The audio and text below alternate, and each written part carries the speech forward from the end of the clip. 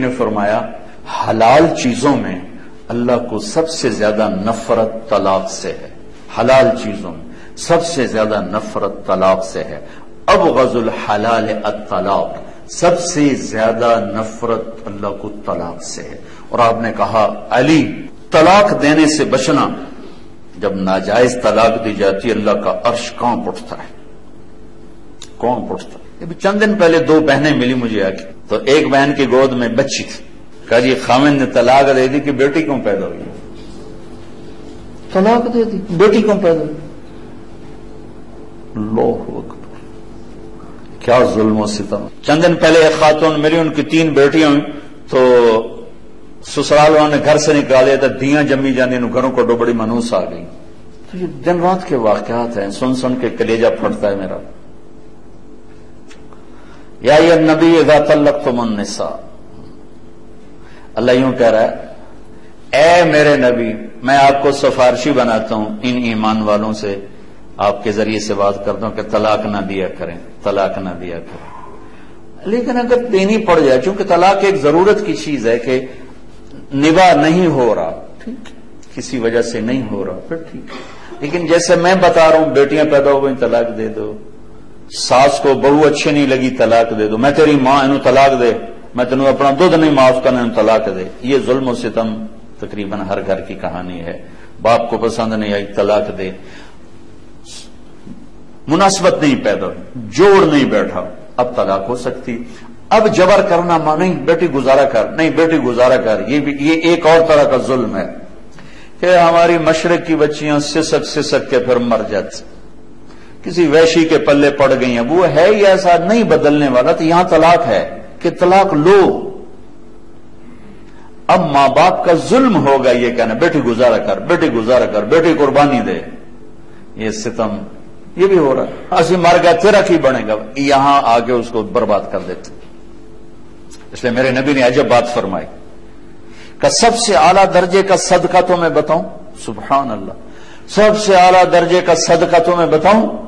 کیا کہ جس کی بیٹی کو طلاق ہو گئی اور وہ گھر واپس آ گئی، اس پر خرچ کرنا سب سے اعلیٰ درجے کا صدقہ، سب سے اعلیٰ درجے کا صدقہ. اور آپ نے ساری بیوہ عورتوں سے شادی کی، سب بیوہ، ایک کنواری عورت سے شادی کی، باقی سب بیوہ یا مطلقہ یا بیوہ. اور اپنے خاندان میں بھی کی، باہر بھی کی.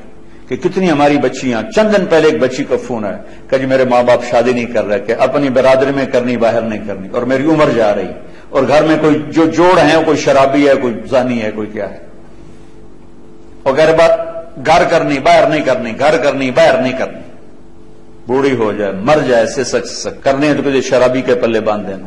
یہ ہمارے ملک میں یہ بت بہت بڑا بت. ماں باپ بچیوں کو برباد کر دیتے، بچوں کو برباد کر دیتے. میرے نبی نے قریش میں شادی کی، حضرت عائشہ، حضرت خدیجہ، حضرت سودا، حضرت حفصہ، حضرت ام حبیبہ. قریش میں دشمن گھر میں شادی کی، بنو امیہ، حضرت ام حبیبہ بنو امیہ سے، ابو سفیان کی بیٹی، ان سے شادی کی. قریش سے باہر شادی کی، حضرت جویریہ بنو مستلق، حضرت میمونہ ہلالیہ، ہلال سے. عرب سے باہر شادی کی، حضرت صفیہ یہودی خاندان سے، بنو قریظہ میں سے. خاندان میں شادی کی، خاندان سے باہر شادی کی، قوم سے باہر شادی کی. اپنی بیٹیاں، 2 بیٹیاں رقیہ ام کلثوم، دشمن خاندان، بنو امیہ بنو ہاشم میں دشمنی. آپ نے پہلی بیٹی ابو العاص کو دی، بن ربیہ بن امیہ بن عبد شمس، بنو امیہ. دوسری بیٹیاں 2 حضرت زینب بن کو دی، اور حضرت رقیہ اور ام کلثوم حضرت عثمان بن عفان بنو امیہ. صرف ایک بیٹی گھر میں دی، علی بن ابی طالب. بنو ہاشم گھر میں ایک بچی، 3 بچیاں باہر. یعنی خاندان ہے لیکن دشمنی ہے، دشمنی ہے. یہ سب کچھ آپ نے خود کر کے اس لیے دکھایا کہ آگے یہ سب کچھ ہونے والا تھا. یا ایھا النبی اذا طلقتم النساء، یہ یا ایھا النبی یہاں لائے ہیں اپنے نبی کو سفارشی بنا کر کہ امت محمد طلاق دینے سے بچنا. میں یہ اپنے نبی کو سفارشی بنا رہا ہوں. دینی پڑ جائے تو پھر ضرورت ہے، پھر یہ جاہلیت جو عجم کی جاہلیت ہے اور ہندوستان کی جاہلیت ہے، طلاق طلاق، تیرے ماتھے پہ داغ لگ جائے. میرے نبی کی بچیوں کو طلاق، حضرت رقیہ کو طلاق، حضرت ام کلثوم کو طلاق ہوئی. ابو لہب کے بیٹوں سے نکاح ہو چکا تھا، رخصتی باقی تھی. تو آپ تبت یادا ابی لہب وتب نازل ہوئی. تو ابو لہب نے کہا میرے گھر میں تمہارا آنا حرام ہے جب تک تم محمد کی بیٹیوں کو طلاق نہ دو. ابو لہب کے بیٹے نے جا کر بھرے مجمع میں کہا کہ تیری بچیوں کو طلاق ہے، اور جا کے آپ کا گریبان پکڑ کے پھاڑ دیا. اللہ نہ کرے کسی کے گھر میں کوئی مشکل پیش آئے، لیکن اگر جینوئن مشکل پیش آ جاتی ہے تو پھر میرے نبی نے یہ طریقہ رکھا ہے. پھر ہمارے یہاں قتل کے پیچھے پڑ جاتے ہیں، دشمنیاں پڑ جاتی ہیں، خاندان ٹوٹ جاتے ہیں. اگر نیچرل چیز ہے نہیں نبھانی ہوا. حضرت حبیبہ بنت سہل آئیں کہ یا رسول اللہ میرا خامند بہت نیک آدمی ثابت بن قیس، انہیں غصے میں آ کے ایک دو تھپڑ مار دی. تو میرے دل میں گرا بیٹھ گئی، میں اس کے ساتھ اب نہیں گزارا کر سکتا. ان کا دین بھی بہت اچھا ہے، اخلاق بھی بہت ہے، لیکن انہوں نے مجھے مارا ہے، اب میرا دل ہٹ گیا، میں نہیں رہ سکتی. آپ نے کہا اچھا، پہلا خلا، شریعت کا پہلا خلا. آپ نے کہا اچھا تو نے مہر میں 2 باغ لیے تھے، واپس کرے گی؟ ہاں جی واپس کرتی ہوں. ہم نے کہا ٹھیک، جاؤ آزاد. باغ ان کو واپس کر دی اور ان کو آزاد کر دی. کوئی لڑائی نہیں، کوئی نفرت نہیں، نیچرل چیز ہے. یہ بھی ان نیچرل ہے، اور ادھر سے گزارا کرو یہ بھی ان نیچرل ہے. تو سسک کے مار دینا، یہ کیا انسانیت، یہ کیا زندگی کہ اس کا ہر دن مرتا ہے. تو خیر میں بات تو کچھ اور کر رہا تھا، ایک ضروری چیز بیچ میں آ گئی. رشتے ناتوں میں میرے نبی نے کہا دین دیکھو، اخلاق دیکھو.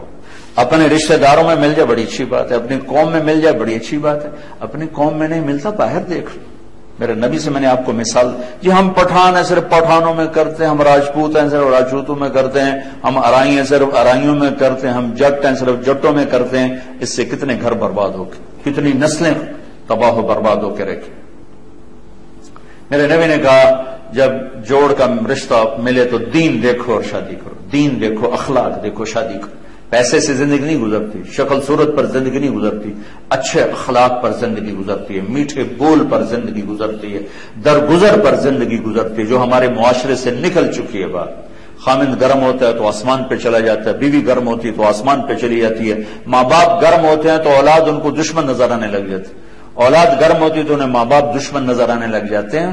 وہ برداشت ہے ہی کوئی نہیں، درگزر. کسی بھی گھر کو آباد کرنا ہے تو درگزر کے بغیر گھر آباد نہیں ہو سکتا.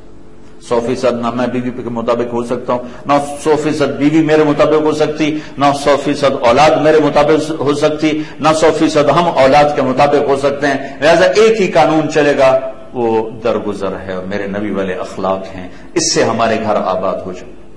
تو خیر میں کیا یہ کہہ رہا تھا کہ میرے بھائیو اگر آپ سارا نہیں پڑھ سکتے یا الذین آمنوا تو پڑھ لو. اے ایمان والو، اے ایمان والو، کیا کہہ رہے ہو یا اللہ کیا کہہ رہے ہو؟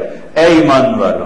تو کچھ ہمیں ہی کہہ رہا ہے، اے ایمان والو، اے ایمان والو. اور سورہ حجرات اخلاق کو بتاتی ہے، وہ ضرور پڑھیں کہ ایک معاشرہ کیسے بنتا ہے. سورہ نور واحد سورت ہے جس کی ابتدا ہے سورۃ انزلناہا وفرضناہا. یہ عجب لفظ ہے جو پورے قرآن میں کہیں نہیں آیا. ہم نے اس سورت کو اتارا اور اسے فرض کیا. سارا قرآنی فرض ہے، ان کچھ چیزیں فرض ہیں، کچھ واجب ہیں، کچھ طریقے ہیں، کچھ حلال کچھ حرام ہے. لیکن میں قربان جاؤں، آپ اس سورت کا ٹائٹل دیکھیں، سورۃ انزلناہا وفرضناہا. ہم نے سورت کو اتارا اور اسے فرض کیا. یہ الگ سے کیوں کہا ہے فرض کیا؟ اس ساری سورت میں کو سارے وہ برائیاں بتائی ہیں جس سے معاشرہ برباد ہوتا، کہ ان سے بچنا تمہارے اوپر فرض ہے. عجب طریقے سے سورت کی ابتدا اللہ تعالیٰ نے فرمائی ہے.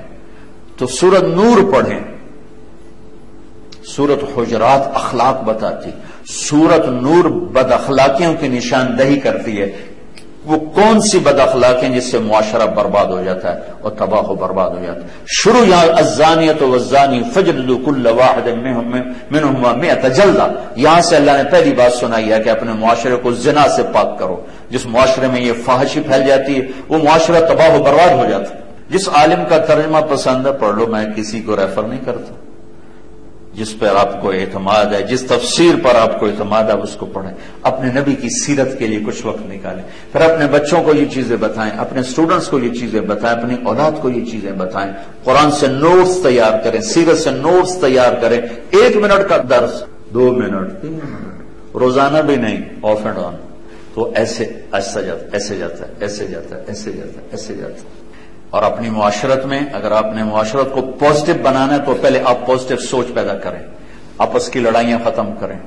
ٹیچر ہو کر ایک دوسرے سے سلام کلام نہیں ہے. یہ کیسے ٹیچر ہیں؟ جو ہیں ٹیچر ایک ادارے میں اور ایک دوسرے سے سلام ہی نہیں کرتے، ایک دوسرے سے بات ہی نہیں کرتے، ایک دوسرے سے نفرت ہے، ایک دوسرے کی ٹانگیں کھینچ رہے ہیں، ایک دوسرے کو گرانے کی کوشش کر رہے ہیں. تو جو یہ کریں گے وہی ان کے اسٹوڈنٹ کریں گے، چونکہ کیفیات تو آگے شفٹ ہوتی.